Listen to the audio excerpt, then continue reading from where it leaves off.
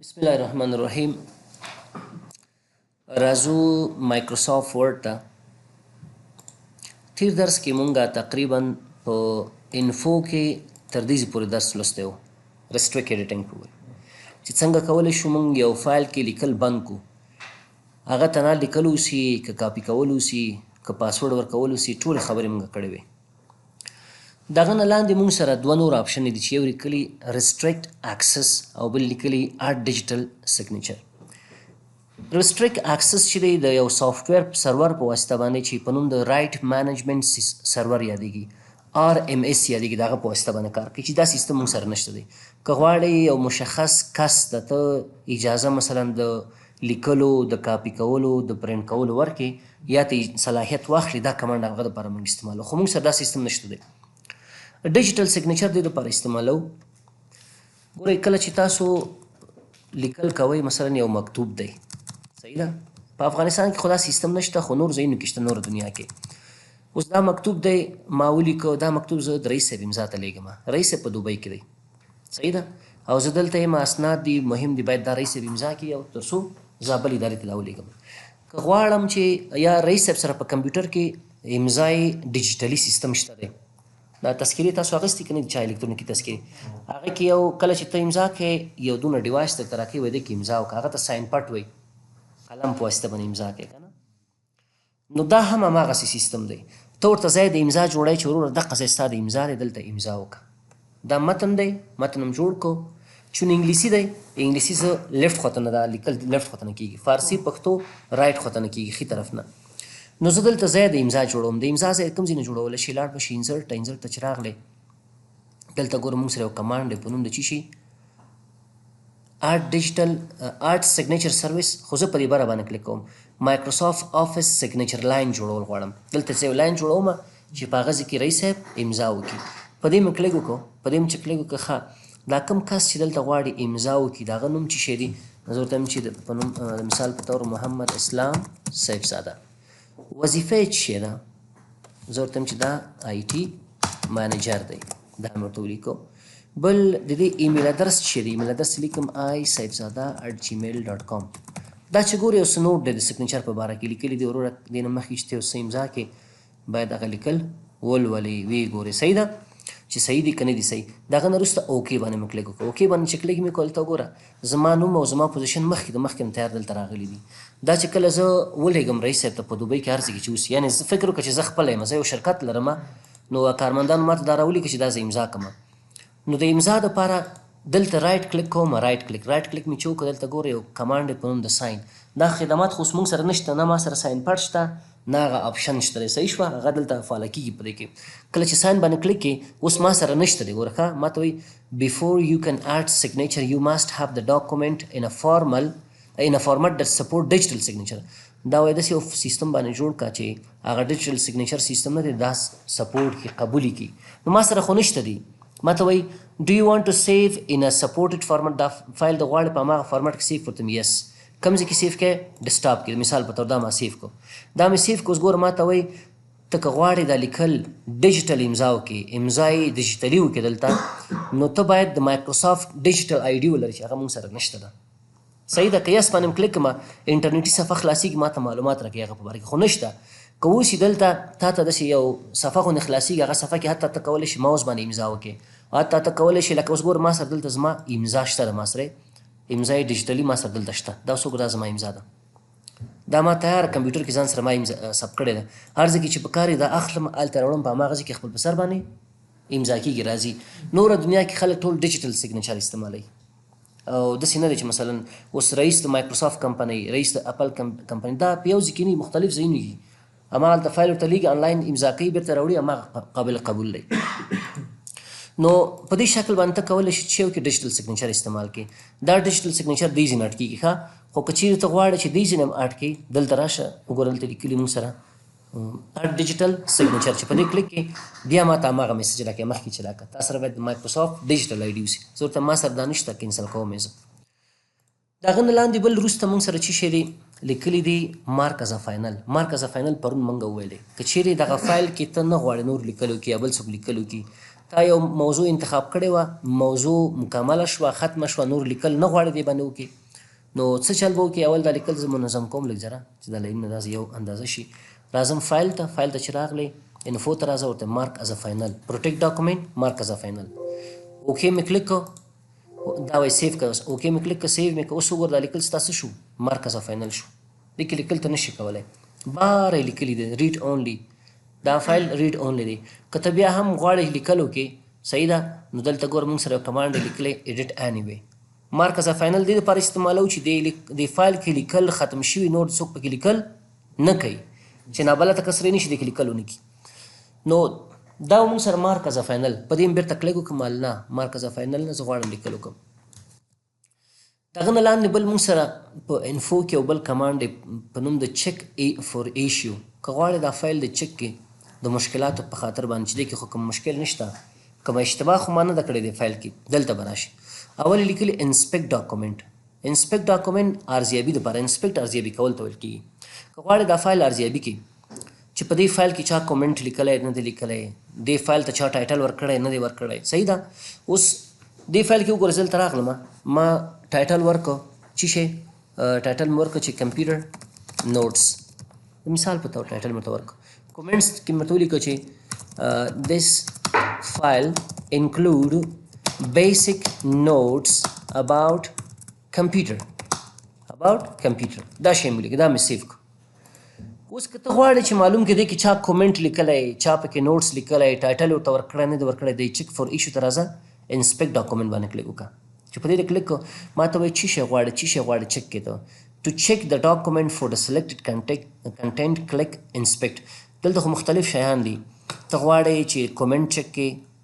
غواړې ډاکومنټ پراپرټیز چیک کړې، غواړې ټاسک پین چیک کړې. زه ته دا ټول لرې کړه، دا نور شیان ماته نه دي پکار. فقط څه شی غواړم؟ زه غواړم چې ډاکومنټ پراپرټیز وګورم چې دلته ډاکومنټ پراپرټیز په باره کې چا معلومات لیکلي که نه دي لیکلي. نو تاسو ولیدو چې ما مخکې لیکل وکړو که نه، صحیح ده. نو په دې چې کله زه کلیک کوم، دا ګوره ډاکومنټ پراپرټیز انسپیکټ باندې مې کلیک کوم، ما ته وایي بالکل ډاکومنټ پراپرټیز ان پرسنل انفارمیشن د فالوینګ ډاکومنټ انفارمیشن واز فاوند. د دې فایل کې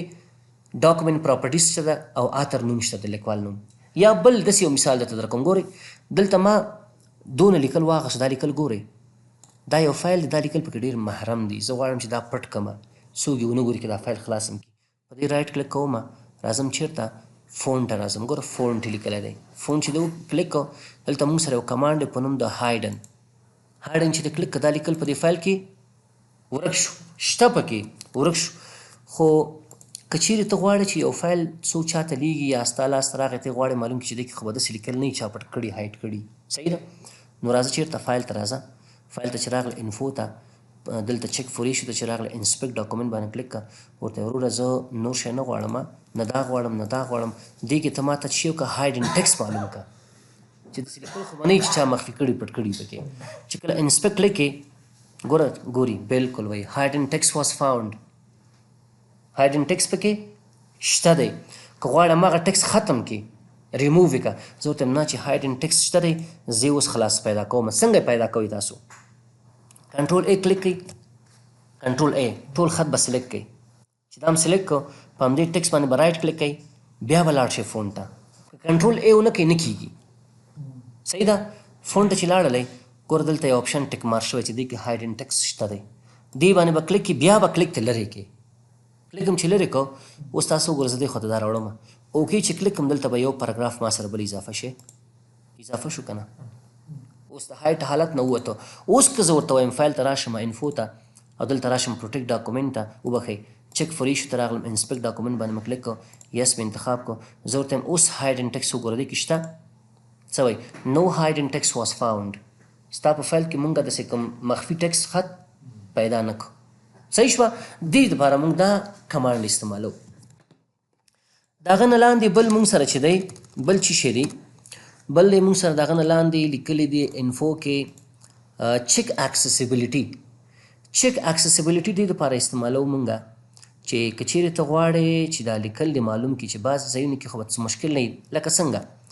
زه دلته راغلم دې کې مې یو دونه لیکل مې لرې کړو، یو ټیبل مې جوړ کړو. څه شی مې جوړ کړو؟ انزرټ ته راغلم داسې یو ټیبل مې رسم کړو، دا ټیبل مې واخیستو. د هغه نه لاندې دلته راغلم بل ټیبل مې رسم کړو،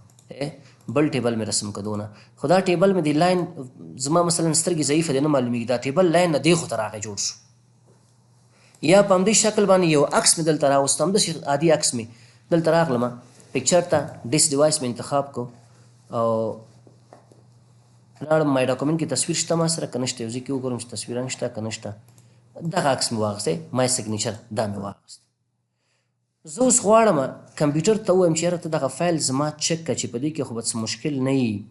داسې کوم مشکل خو به نه وي چې زه متوجه شوی نه اوسم یا آینده کې که څوک دا لولي هغه کس ته مشکل اوسي په فایل کې نو راغلم چېرته فایل ته دا مې سیف کړ یو ځل فایل ته راغلمه انفو ته راغلمه چیک فور ایشو او چیک اکسیسیبلیټي باندې مې کلیک کړ چې په دې مې کلیک کړ ما ته څه وایي مسنګ الټرنیټیو ټیکس په دې کلیک وکړه وایي دا پکچر چې تا جوړ کړی دا نوم نه لري الټرنیټیو ټیکس پکې نشته دی چې په دې زه کلیک وکړم ګور دا دې راغی که غواړې ټیکس میکس آرټ کې پکې آرټ ډسکرپشن دلته راغلم څه معلومات مې ولیکه دې ته مې نوم ورکړه سګنیچر چې کله مې نوم ورکړه اوس وګورئ نو اکسیسیبلیټي ایشو فاونډ هېڅ مشکل په دې کې پیدا نه شو نو که ستاسو په فایل کې په ډیزاین کې په لیکلو کې کم داسې عمده مشکل اوسي هغه تاسو ته وایي چې ستاسو دا ټیبل کې یا دې ځایونو کې مشکل شته مثلا لیکل مو کړی ټیبل ته عنوان نه دی ورکړی دا معلومات تاسو ته کوي بل چې دی موږ سره ګورئ زه څه کوم دلته مې دا لیکل مې ختم کړو دا ټول مې ختم کړو یو نوی ټیبل مې جوړ کړ راغلم انزرټ ته ټیبل مې واغستو دونه ټیبل مې جوړ کړ دا ټیبل سایز مې لږ ذره غټ کړ داسې او بره مې ولیکه دې خوا ته راځم ښي طرف نه لیکم ومې لیکه چې شماره بیا راغلم دلته مې ولیکه چې نوم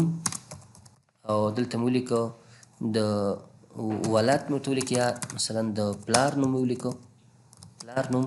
او دلته مې ولیکه وظیفه صحیح شوه دا مې ولیکه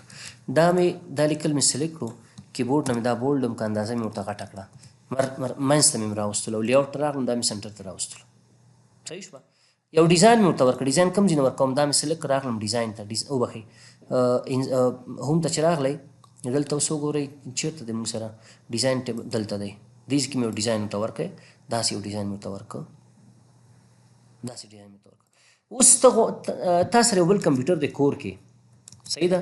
دا فایل ته وړې شپې ته نور کار په کور کې کوي دې فایل کې یا دا بل چاته لیږي دا فایل په ایمیل باندې او هغه سره چې دی آفس 2013 دی یا 2003 دی کمپیوټر کې انسټال ته غواړې دا معلوم کړي چې یاره دا فایل چې زه هغه کس ته ولیږم هغه خپل کمپیوټر کې خلاص کړي دا لیکل دا شیان هلته دغه کمپیوټر سپورټ کوي یعنې کار کوي معلومیږي ورته که نه معلومیږي د دې د چک کولو دپاره زه څه کوم راځم فایل ته چې راغلی انفو ته راغلی چک فور ایشو ته راغلی ګوره موږ سره بل کمانډ دی په نوم د چک کمپیټیبلیټي یعنې دا هلته کار کوي که نه کوي کوم آپشن دي چې هلته نه سپورټ کېږي په دې مې کلیک وکړه چې په دې مې کلیک وکړو ما ته وایي کوم ورژن کې غواړې دا معلوم کړي ته 2010 کې غواړې نه 2007 کې غواړې چک کې نه 2003 کې ګوره یو کې مشکل نه لري دا کم لیکل چې تا دلته کړي دا هغه ټول آفس پروګرامونو کې کار کوي قبله یې ام په 14 کې ګوره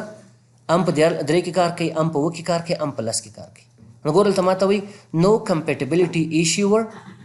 فاوند داسې کوم مشکل پکې پیدا نه شو تاسو د دې ډیزاین بدل کړئ راشئ هلته ډیزاین بدل کړئ کیدای شي بل ډیزاین اوسي چې هلته کار ونه کړي مثلا ما دا ډیزاین ورته واغستو او دغه را مې واغستله دې ته مې بیخي بل رقم ډیزاین ته ورکړه مثلا داسې یو ډیزاین مې ورته ورکړه دغه ځای ته مې بیا یې هم چک کړئ تاسو زه څه کوم داسې یو تغیرات مې راوستلو بیا راغلم زه ورته مې چې وروره اوس وګوره اوس دا کار هلته ورکوي څه مشکل خو به نه وي په دې باندې کلیک وکړه هېڅ مشکل پکې نشته دی نو همیشه چې تاسو کله یو فایل چاته لیږئ یو ټیبل چاته لیږئ نو تاسو باید دا مخکې د مخکې نه چک کړئ دا کمانډ چې موږ سره ایکسل پروګرام کې شته ګورئ زه ایکسل پروګرام ته لاړم ایکسل پروګرام مې خلاص کړ همدا کار هلته کوم اوس وګورئ دلته ما دونه لیکل وکړو د مثال په طور ومې لیکه 7 او دې ته مې داسې یو ډیزاین ورکړ ټیبل فارمټ مې داسې ورته ورکړ دا مې ورته ورکړ اوکې مې کلیک کړ صحیح ده اوس که ته غواړې چې دا معلوم کې دا فایل زه سیف کوم چېرته مې سیف کړ د اسد په نامه باندې چې ته غواړې چې دې کې خو به څه مشکل نه وي فایل ته راځه انفو ته راځه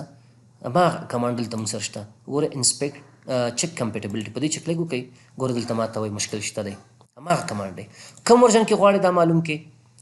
ما ته وایي ګوره وروره دا ټول اپشن زه لرې کوم ښه صحیح تاسو اوس وګورئ زه ورته 2019 کې زما افس 2021 دی دا 2019 کې کار کوي هو هیڅ مشکل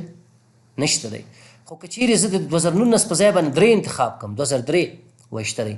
A table style is applied to a table in this workbook. کوم سټایل چې تاسو دغه ټیبل ته ورکړی په دې ورکبوک کې دا څه وایي The table style formatting cannot be displayed in early version of Excel. دا کوم ورژن پخوانی ورژن چې تا انتخاب کړی دا فارمټ هلته کار نه کوي نه ډسپلی کېږي تا ته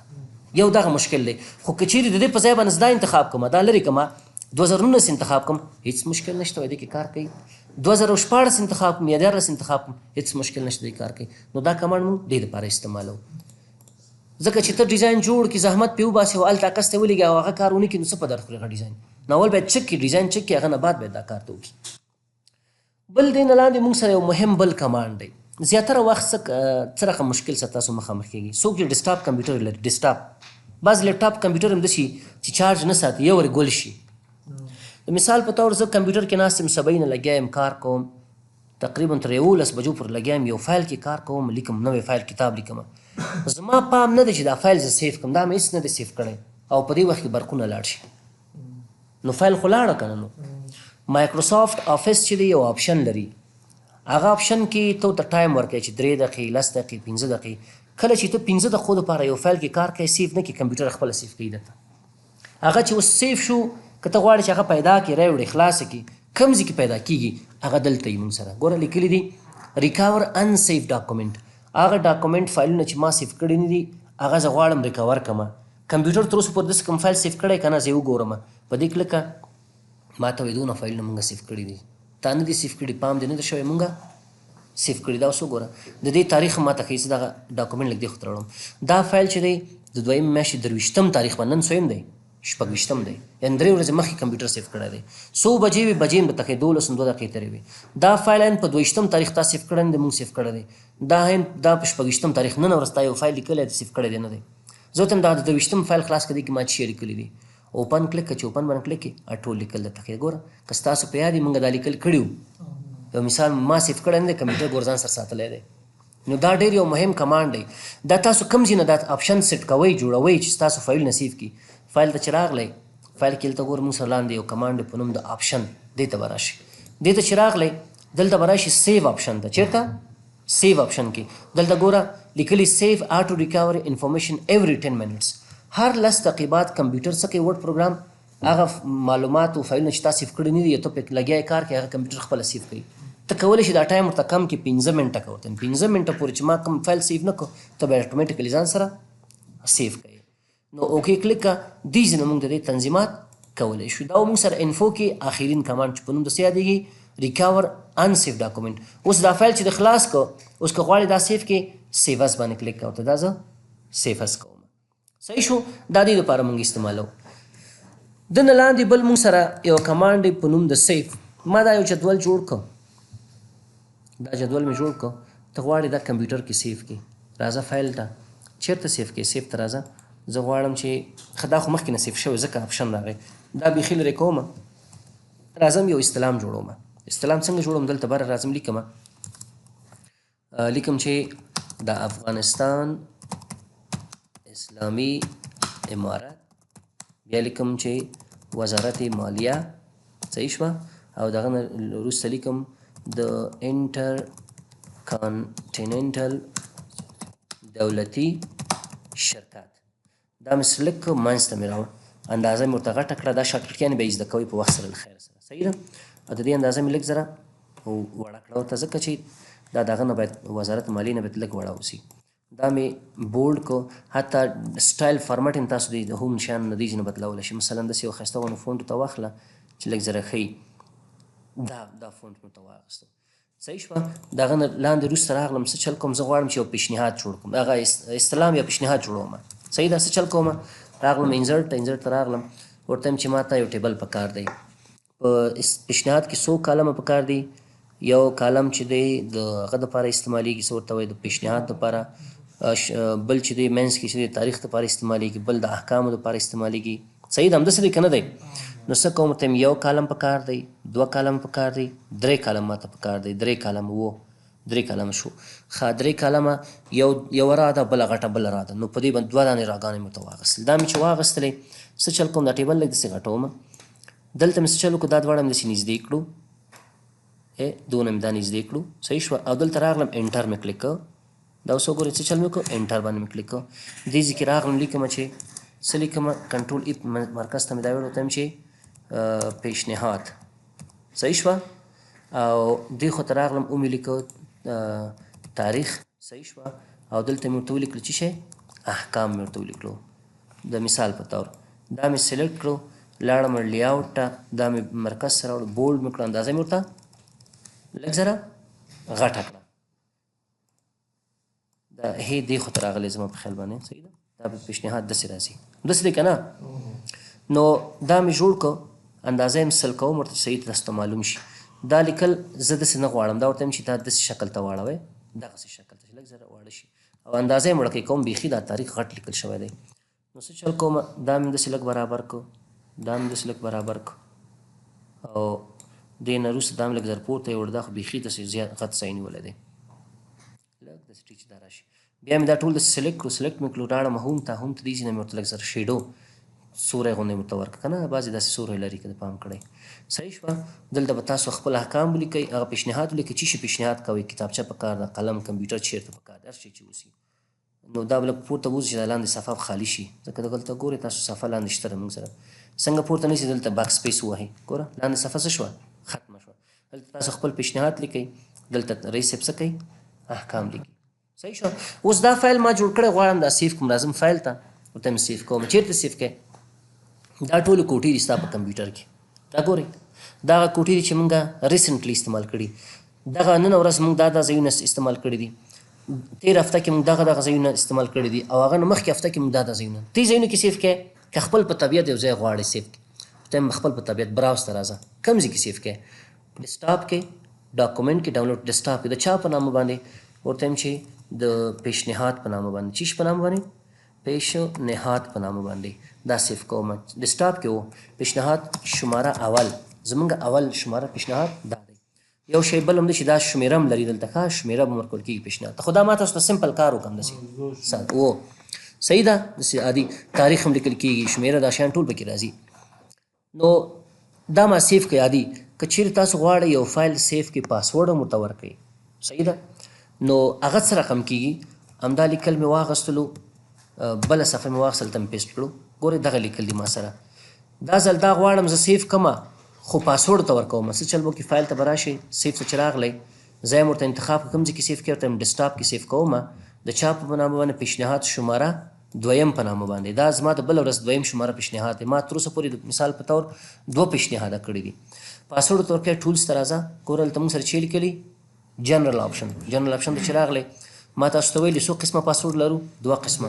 یو پاسورډ اوپن دی، یو پاسورډ موډیفای دی. پاسورډ اوپن ورکوم 1 2 3، او پاسورډ موډیفای ورکوم 1 2 3 4 5، بیا اوکې کلیک کوم، بیا رانم دا 2 پاسورډ 2 دفعې پوښتنه کوي، ورته پاسورډ اوپن چې 1 2 3، پاسورډ موډیفای چې دی 1 2 3 4 5، اوکې کلیک کا، فایل سیف کا، فایل څه شو، سیف شو. اوس وګورئ دا فایل چې خلاصوم، شماره اول ما نه هېڅ شی نه غواړي، پاسورډ نه غواړي، دا لرې کوم دا ځای نیولی نه، شماره اول پاسورډ نه لري، او شماره دوم پاسورډ لري، دا بې پاسورډه نه خلاصېږي ځکه مهم معلومات دي پکې. اوس یو کس وایي چې یاره دا فایل کې پاسورډ دی، دا پاسورډ یې ته لرې کا، دا د ما خلاص کړی، ګوره پاسورډ مې ته ولیکه 1 2 3، او بل پاسورډ مې ته ولیکه 1 2 3 4 5، پاسورډ یې ته ختم کا. دا دونه مهم نه دی چې تاسو ته پاسورډ ورکړی. ګورئ په 2 طریقو باندې تاسو پاسورډ ختمولی شي. یو مې تاسو ته ویلي چې انفو کې پروټیکټ ډاکومنټ دې ځای نه، دا ګوره انکرپټ پاسورډ باندې کلیک کړه، پاسورډ یې ښیي، خو دې ځای نه پاسورډ ته اوپن دی، دا ختمیږي. که غواړئ چې مکمل پاسورډ ته ختم کړي، بیا څه کوئ، راځئ سیوس ته، سیوس ته چې راغلی کوم ځای کې سیف کړئ، اما خپل ځای کې، او براوز ته لاړ ځه، ورته وایم په خپل ځای کې دا پروت دی، خو صرف دا ځل څه غواړم، پاسورډ یې ختم کړم. که غواړئ په بل، ګوره یو سیف دی یو سیوس دی، سیف یو فایل په یو نوم باندې په یو ځای کې په یو فارمټ سیف کوي، که غواړئ په مختلف ځایونو کې سیف کړئ، سیوز موږ استعمالو، که غواړئ په مختلف فارمټو کې سیف کړئ، بیا سیوز موږ استعمالو، که غواړئ په مختلفو نومونو سیف کړئ، بیا سیوز استعمالو. ان 3 عمده تفاوت د سیف او سیوز په منځ کې دي، په یو نوم په یو ځای کې، او په یو فارمټ، په ډېرو نومونو په ډېرو ځایونو کې په ډېر فارمټونو کې، دا د سیوز کار دی نو اوس زه ورته وایم چې نوم یې نه بدلوم، نوم دې هماغه یې، چی شی کوې، پاسورډ یې ختموې، بیا ټولز ته راځه. ټولز ته چې راځې راغلې جنرال آپشن ته راشه، وګوره دواړه پاسورډونه شته که نشته. دا هم پاکه ښیي نه درته، نه یې ښیي درته، صرف کولی شي پاسورډ ختم کې. اوکې باندې کلیک کړه او بیا سیو باندې کلیک کړه. نو اوس وګوره هماغه فایل هلته سیو شو، خو دا ځل خلاصومه پاسورډ نه لري. او که بیا تا ته یو چا یو فایل جوړ کړی دی، هغه وایي چې یاره زه دا خو ما جوړ کړی دی خو پاسورډ نه لري. پاسورډ چې نه لري ته د سیف نه پاسورډ نشي ورته ورکولی. سیف څه کار کوي؟ که څه تغییرات راوړي هماغه فایل کې هم تغییرات ذخیره کوي، خو که غواړې داسې دایمي تغییرات راوړي، مثلا چی شی نوم یې بدل کړي ورته، ځای یې بدل کړي ورته، پاسورډ یې بدل کړي، فارمټ یې بدل کړي، بیا سیو ورته راځه. اوس ګوره براوز انتخاب کړه، خپل ځای به انتخابوې، بیا به راشي ټولز ته، جنرال آپشن ته پاسورډ نه لري پاسورډ ورته ورکړه. بل زیاتره کسان څه چل کوي، لیکلي کړي یو ګزارش یې جوړ کړی دی، یو کتاب جوړ کړی دی، هغه غواړي چې دا په انټرنیټ کې نور خلکو سره شریک کړي، خو دوی وایي چې یاره په دې خاطر باندې چې دې کې څوک لیکلو نه کړي، زه دا غواړم پی ډي اف ته واړومه. صحیح ده؟ که ته غواړې ورډ فایل پی ډي اف ته واړی بغیر د دې نه چې بل سافټویر اوسي آنلاین دا انتقال کړي، دې دپاره موږ سره بیا دا آپشن چې دی دا سیو اس دې څخه کار اخلو. سیو اس باندې چې کلیک وکړو، براوز ته راځه، کوم ځای کې غواړې دا لیکل پی ډي اف ته واړم، دا ډیسکټاپ کې و ډیسکټاپ کې، دلته سیو اس ټایپ نه دی، ورډ ډاکومنټ دی، دې په ځای به څه ورته انتخاب کړي، پی ډي اف. پی ډي اف څه معنی ورکوي؟ پورټیبل ډاکومنټ فارمټ، یعنی داسې فارمټ چې تاسو په هر یو پروګرام کې دا خلاصولی شي، ایکسل کې، ورډ کې، د ایکسل فایل ایکسل کې خلاصولی شي، د ورډ یې ورډ کې خلاصولی شي، دا فوټوشاپ کې، کولوډرا کې، هر ځای کې خلاصولی شي. پی ډي اف مې انتخاب کو او څه چل مې وکړو، سیو باندې مې کلیک، سیو باندې مې چې کلیک وکړو، اوس تاسو وګورئ هماغه فایل ما ته پی ډي اف شکل کې صف کړو. پی ډي اف ښه والی دا دی چې خو دا وایرس نه وهي، ورډ فایل غوندې زر وایرس نه وهي، بل دې کې څوک تغییرات نشي راوستلی. دا څه وخت موږ استعمال یو سټنډرډ ډیزاین جوړوو، نو هغه موږ جوړ کړو، رئیس ویل چې دا ډیزاین په شیر ډرایو کې واچو چې ټول د دې څخه استفاده وکړي. مثلا دا زیري ورقه نه ده، رخصتي ورقه، هغه یو دانه جوړیږي په پی ډي اف کې جوړیږي، همالته چل کېږي، ټول د هماغه نه استفاده کوي. که ورډ کې جوړ کړو کېدای شي خلک پکې تغییرات راوړي، نو پی ډي اف جوړوي هماغه ټول ته استفاده کوي. بل که چیرې تا سره ډېرې ورقې اوسي، ډېرې ورقې په دې معنی ګورئ، دلته ما سره یو فایل دی، دې کې ما نور لیکل هم وکړو، دونه لیکل مې نور هم وکړو، څو ورقې شوې تاسو وګورئ، تقریبا 3 ورقې شوې. نو یو کس تا ته دا فایل ښیي، ورور وایي دغه فایل ورډ فایل دی او زه غواړم دا پی ډي اف ته واړوم، او دا چې پی ډي اف ته اړوم دا خو ټول پی ډي اف کېږي. ګورئ دلته راځئ فایل ته، دا زه پی ډي اف ته اړوم،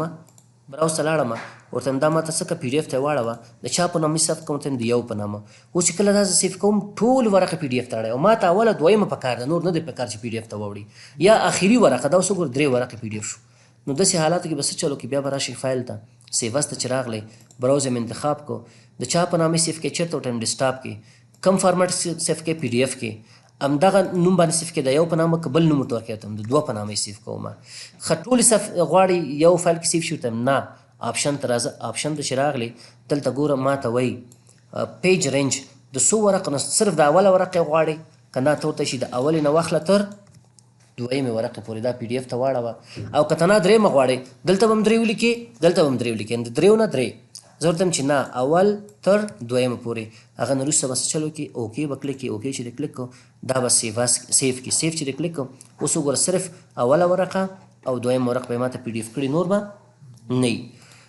بله خبره دا ده چې 2021 آفس کې یو ښه والی دا دی، که چیرې تا سره یو لیکل اوسي، مثلا دا پیشنهاد دی که نه دی، دا پیشنهاد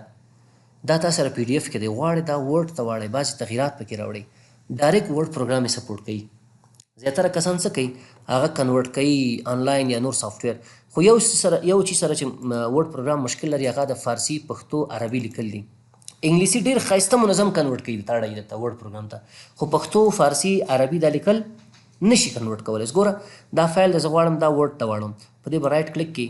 بغیر د نه چې ورډ پروګرام خلاص کړي، لا به شي اوپن ویت ته، اوپن ویت ته چې لاړ دلته ګوره چوز انادر اپ باندې به کلیک وکړئ، په دې چې کلیک کړو ورډ پروګرام دلته موږ سره شته که نشته دی، وګوره تاسو ورډ پروګرام شته دغه دی، ورته م غواړم چې دا په دې کلیک کړم، خو دا آپشن به نه کلیک کوئ، که چیرې په دې کلیک کړو ټول پی ډي اف فایلونه چې ستاسو په کمپیوټر کې دغه کنورټ کېږي ورډ پروګرام ته، آیکن ته، نو صرف ته ورته وایي چې دغه یو ځل زه غواړم دا ورډ ته واړم، دایمي نه غواړم، اوکې کلیک کړه، اوکې چې کلیک کړه، نو اوس وګوره هماغه لیکل به څه شي، ورډ پروګرام ته به واوړي، لږ به صبر کوئ ورته، ځکه چې دا تاسو کنورټ کوي، اوکې کلیک کړئ دلته، اوکې چې کلیک کړو هماغه لیکل مکمل اټومیټیکلی ورډ ته اوړي. دا اوس وګوره هغه یې لږې لاندې راوړي، لږ بره، خیر ده که څه مشکل خپله جوړ کړې ده، اوس دا ټیبل سایز لږ زره کم کا دا چې ټیبل سایز لږ زره کم کو دا به راویسه یعنې لیکلي اړولي د ورډ پروګرام دا اوس ګورئ راغلی دي که نه ټیبل سایز زیات دی دا به داسې چلو کې دا به کم کې زه راځم دا وړکی کوم دیز نه پورته ویسي دا نور هم پورته ویسئ دیز نه چې دی دا لږ زر بر ویسئ چې دا خپله بر راشي که چیرې دا بیا جدا و رایټ کلیک که دلته کولی شي چې اوس دا څه چلو کم دا یو دانه راو ماته ډیلیټ که دوه راګانې راوړي دي هغه دوه راګانې نه وي هغه یو ټیبل دی نو څه چل وکړه داسې نه به دا وړکی کوې دلته اوس وګوره په دې کلیک وکړئ بعضې وخت کې دا ټیبل لږ زر بیسوري کوي دا لیکل باکس سپیس کلیک کړه چې دا بره لاړ شي بر راغی که رانغی جوړ شو که نه نو په دې شکل تاسو کولی شي یو فایل د پی ډي اف فایل ورډ پروګرام ته واړوئ ډایرکټ انتقالیږي کنورټ کېږي نو دا موږ سره سیف او سیوس د سیف شارټکټ کې څه شی د څوک ویلی شي ورډ پروګرام کې د سیف شارټکټ کې سیف کنټرول اس او سیوس F12 درس سړي ویلی دی F12 چې د ګوره ما تر اوسه پورې نه دي ویلي ګوره F12 د سیوس شارټکټ کې ده او د سیف شارټکټ کې چې ده کنټرول اس دی دا موږ سره چې شی سیف او سیوس دی کې سوال شته دی بل هیستوري کمانډ دا که چیرې تاسو زوړ ورژن یو فایل تاسو سره اوسي د 14 نور هغه تاسو غواړئ هغه هیسټري وګورئ هغه دپاره استعمالیږي ما خپله شخصا نه دی استعمال کړی خو ما ته دونه معلومات شته چې دا د زوړ فایل هیسټري تاسو ته کوي راځو پرنټ کمانډ څه کار کوي زه داسې یو فایل خلاصوم چې هغه کې لیکل ډېر اوسي ورډ فایل راځم دلته یو ورډ فایل خلاصوم د کیبورډ شارټکټ کې مې خلاصې کړی دا کیبورډ شارټکټ کې اندي ما سره دا خو یو ورقه ده لږ سره چې لیکل زیات اوسي دې باندې کلیک کوم دا به لږ زیات وي دا اوس وګورئ ما سره څو ورقې لیکل دی 3 ورقې لیکل دی صحیح شوه 1 2 3 که چیرې تاسو غواړئ چې یو فایل پرنټ کړئ دې دپاره موږ فایل ټاپ کې پرنټ کمانډ استعمالوو صحیح ده خو یو چیز ته متوجه اوسئ دې نه مخکې چې تاسو چې شی پرنټ کړئ اول دغه ورقې تنظیمات وګورئ چې دا زه پرنټ کوم منظمه ده نه دا ورق کې پرنټ کېږي که نه پرنټ کېږي بعضې وخت کې لیکل مونږ کوو هغه بارډر نه اوړي بارډر نه چې واوړي بیا ورقه کې نه راځي نو په دې خاطر تاسو اول متوجه اوسئ چې ډیزاین وګورئ ګوره دا اوله ورقه ده دلته راشه دا ټولې څو ورقې 3 ورقې دا اوله شوه که سایز یې وړکی کې یو ورقه درته ښیي ګورئ که غټ کې وبښئ سایز مې ورته غټ کړو اوس یو ورقه ښیي دا اوله ورقه ده بلکل صحیح ده دا دویمه ده بلکل صحیح ده دا دریمه ده بلکل صحیح ده او دا پرنټ کومه که اشتباه و بېرته دا کینسل که لاړ شه ورقه دې جوړه کړه زه ورته یم صحیح ده ښه لیکل چې پرنټ کوې دې نه مخکې چې دا ته پرنټ کړي اول څه چلو که دلته پرنټر انتخاب کړه زیاتره کسان څه کوي پرنټر یې وصلي کمپیوټر کې بل داسې یو پرنټر انتخابوي لکه دا اوس ګور دا هم پرنټر دی په دې دلته لګیا یي پرنټ وهي 300 دفعې پرنټ کلیک کړی دا خو نه پرنټ کوي ته خو یو هلته وګوره تا چې شي انتخاب کړي دي دغه زما پرنټر دی ګوره هلته دا ریډي لیکلی دا اماده دی دا فعلا زما پرنټر دا مې ورته انتخاب کړو ګوره ما سره ډېر پرنټرې دي خو چې کوم یو فعاله دی هغه انتخابوم زه ورته دا چې د انتخاب کو ډایرکټ لیکل پرنټ کې تنظیمات جوړ دي فقط دغه کمانډ باندې کلیک پرنټ لیکل څه کوي پرنټ کوي څو کاپیان دي پکار دي مثلا دا د کیبورډ شارټکټ کیانې دي زه غواړم چې تاسو ټول ته دا پرنټ کړه زه ورته چې ما ته 100 کاپي دا پرنټ کړه 100 کاپي 100 کاپي نو د هر یو ورق نه 100 کاپي ما ته دا 3 ورق دي 100 کاپي 3 ورق ما ته کاپي کوي او بل زیاتره کسان دي د پارس چل کوي یو کاپي وباسي یو کاپي بیا هلته کاپیر غټ ماشین نه دی هغه به لږ ارزان تمامېږي یو کاپي هغه کېږدي 100 کاپیان نورې ترې نه وباسي دا پوهنتونونو کې چې مثلا یو سوال یو ورق کې جوړوي بیا کاپي کوي همداسې نو داسې هم کولی شي تاسو هغه نه لاندې بل مونږ سره لیکلي دي چې وروره ته څه شی پرنټ کول غواړې دا ټول ورقې پرنټ کړې ګوره پرنټ آل پیجز که په دې مې کلیک کړو 1 2 3 وړه ورقې پرنټ کوي یو کس وایي استاد نه ما ته دا 3 وړه ورقې نه دي پکار ما ته صرف د آخري ورقه پکار دلته ګوره 3مه ورقه دا ته پکار دلته به راشي داسې نه به هغه کې که چیرې تا ورته وایي پرنټ سلیکشن ډېر لیکل ما کړي خو ګوره ما صرف دې کې یو مشخص ځای انتخاب کړی دونه لیکل مې انتخاب کړی نور نه که ته اوس کنټرول پی دې کلیک وکړو پرنټ ته راغلی او دې کې د ورته ویلي پرنټ سلیکشن صرف هغه ځای چې تا انتخاب کړی هغه به پرنټ کېږي که هغه یو لاین اوسي که یو حرف اوسي زیات به نه پرنټ کېږي راته صحیح شوه زه څه چل کوم دا تاسو ته اوس عملي ښیم ګوره پرنټ باندې مې کلیک وکړو هغه یو لاین چې ما انتخاب کړی دی 2 لاین دی که 3 لاین هغه به پرنټ کېږي ګورئ دا د پرنټ شو اوس وګورئ صرف هماغه لاین یې پرنټ کړی ماته نور شیان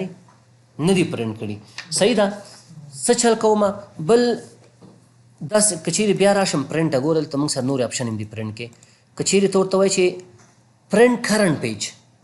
کرنټ پیج معنا موجوده صفحه زه په کومه صفحه کې یم ګوره سلیکشن مې هم کړی لیکل مې انتخاب کړي خو چې په کومه صفحه کې ما ولاړ یم هماغه به ټول ماته پرنټ کوي بیا انتخاب پسې نه ګرځي ګورئ بیا زه ورته یم چې پرنټ کړه ماته ما کومه صفحه کې انتخاب کړې ده تقریبا دویمه صفحه کې هم که نه دویمه صفحه ده ګوره دویمه صفحه دلته ماته ښیي ورقې د مصرف چې خیر ده خو تاسو دا زده کوئ پرنټ باندې مې کلیک وکړه اوس وګورئ سلیکشن مې کړی خو مکمل دویم ورقه پرنټ کوي راته یو حرف دوه حرفه نه پرنټ کوي راته ځکه ما ورته ویلي چې کرنټ پیج موجوده صفحه دا اوس تاسو وګورئ دویمه صفحه یې ماته څه کړه پرنټ یې کړه په دې خاطر چې تاسو بیخي پوه شئ زه دې صفحې ته نمبر ورکوم د هر یو صفحې ته نمبر ورکوم راځم دا د صفحې لاندې قسمت کې نه د فوټر دلته کلیک کوم او ورته یم چې څه چلو که د پیج نمبر ورکوم پیج نمبر څنګه ورکول کېږي تاسو بیا وروسته درس کې له خیره وایي صحیح ده راغلم دلته ورته یم دې ته څه چلو که نمبر ورکړه څه رقم نمبر دقسې نمبر ورکړه یا دغه ډیزاین ورته انتخاب کړه دا اوس نمبر شو دا اوس ماته هر یو صفحه ښیي چې دا دویمه صفحه کې دریمه صفحه کې کومه صفحه کې بیا راځم کنټرول پی کلیک کوم کنټرول پی مې چې کلیک کړ پرنټ آپشن ته راغلم دا ځل څه کوم که چیرې آل پیج تا انتخاب کړه خو ټولې ورقې پرنټ کوي که چیرې تا ورته ویلې چې پرنټ سلیکشن کوم ځای چې تا انتخاب کړی هغه پرنټ کوي او که چیرې تا ورته ویلې چې پرنټ کرنټ پیج چې کومه صفحه کې ما کلیک کړی دی موز به کومه صفحه کې درولې کارسر هغه به پرنټ کوي او که ته ورته چې کسټم پرنټ په دې معنی چې زه خپل په طبیعت تا ته لیکم چې 10 ورقې دي اوله به پرنټ کوي 15مه پرنټ کوي او 13مه پرنټ کوي نور ماته نه دي په کار سناق ورقې مه مصرفوه دې دپاره بیا موږ کسټم انتخابو کسټم چې انتخاب کو اوس ګور دلته راغلم ما ته وایي ښه خپل طبیعت دې ولیکه چې شی غواړې ته زه ورته یم وروره ما ته به اوله ورقه پرنټ کړي او نو کاما درېیمه به پرنټ کړي نورو به نه پرنټ کوي راته اوله او درېیمه او که ته وایي چې نه داسې تعداد زیات دی د اولې نه غواړم تر 10مې پورې بیا داسې که زه 1 کاما 2 کاما 3 ډېر وخت نیسي که نه څه کوم یو منفي د منفي د ډاش وی تر 10 پورې ماته پرنټ کړه 10 ورقې دي 10 ورقو کې ماته د اولې نه واخله تر 10مې پورې پرنټ کړه نور مه پرنټ کوه ډاش به ورکوئ زه ورته یم چې نه 1 کاما 3 دغه 2 ورقې به پرنټ کړي نور به نه پرنټ کړي اوس وګورئ کله چې زه پرنټ باندې کلیک کوم تاسو ته بیا نمبر ښیم د پیج اوس به 2 ورقې پرنټ کېږي فایل کې 3 ورقې دي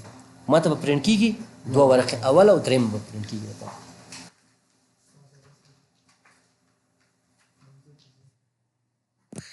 دغه دی نو اوس تاسو وګورئ دغه تشریح کومه اوله او درېیمه ورقه پرنټ شوه ښکاري ده که نه نو په دې خاطر چې د مونځ وخت دی زموږ ستاسو درس د نن ورځ دپاره بس دی متبقي درس به انشاءالله په بله ورځ کې وي